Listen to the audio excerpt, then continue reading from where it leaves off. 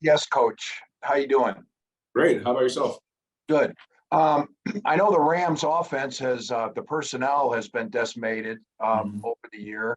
But as you look at the tape, is Sean McVay still got the same type of offense and style and scheme that you're familiar with? Yeah, no, they certainly do. It's a lot of the same concepts, the run game, the play action and boots off of it, and definitely in the drop back game. So it's a lot of similar stuff.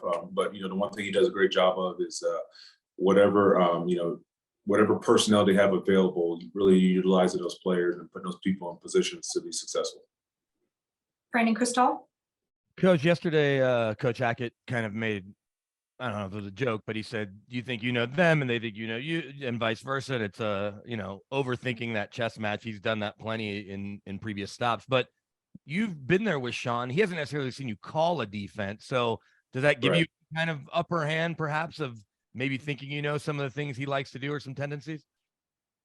Yeah, I mean, I don't know if it gives me an upper hand. Definitely, like to think that we have an idea of what they're doing. But at the same time, he's practiced against our defense for the last couple of seasons, and so he's got a pretty good idea what we're doing too. And so, at the end of the day, though, it's every game is its independent deal, and we make those adjustments where we got to utilize the people we have available and see what they're doing at the time, see what they're really featuring and putting it at the forefront, and that's what we got to defend.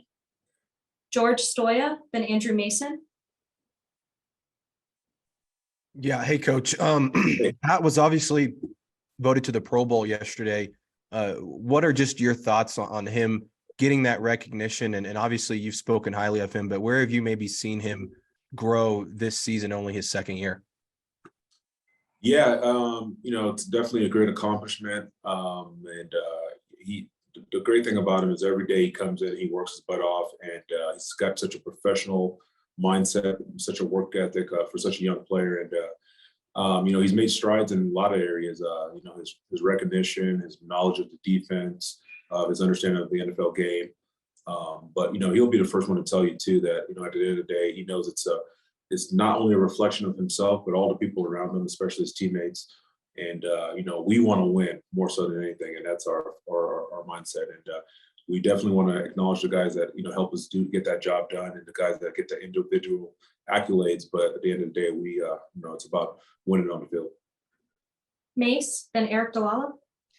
Hey, Coach. From the years being around Sean McVay and being around the Rams staff, in what ways did you grow the most, and what did you learn the most over those years being in Los Angeles?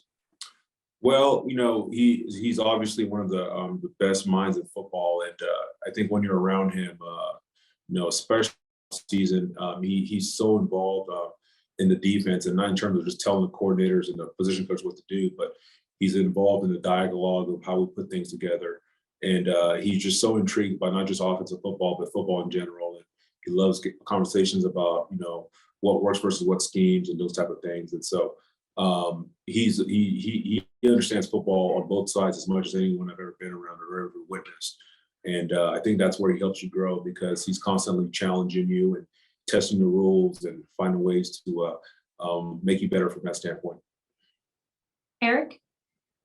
Yeah, Coach, follow up on Pat. Obviously at the Pro Bowl, he's going to get to be around some guys like Xavier Howard, Jair Alexander, Slay.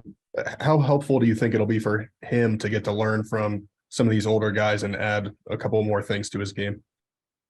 Yeah, I mean, I think most players in the league would acknowledge that anytime you have an opportunity to have an experience like that, where you get to be around different people that come from different schemes and different teaching methods, it's always good to have those experiences and give you more knowledge and more power. And so definitely going to be a great deal for him, and definitely a deal he'll enjoy as well.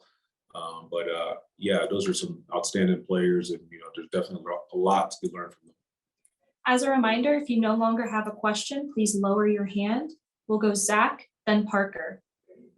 Hey, Coach, thanks for talking with us. You talked about Pat, but Justin was named a first alternate to the Pro Bowl. Do you think he deserved to just be a true Pro Bowler? And what does that speak of that he was a first alternate?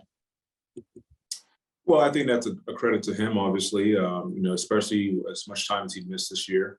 I don't know who deserves to be there. There's so many good players out here, and he's definitely one of the better ones, and he missed a lot of time, and that's probably what's hurt him more than anything. But I would say this: there's not a lot of players at that position that I would take over. Parker, finish us off. Hey, Coach, when you got here, what did you know about DeShawn Williams, and what have you made of him as a player as the season has gone along?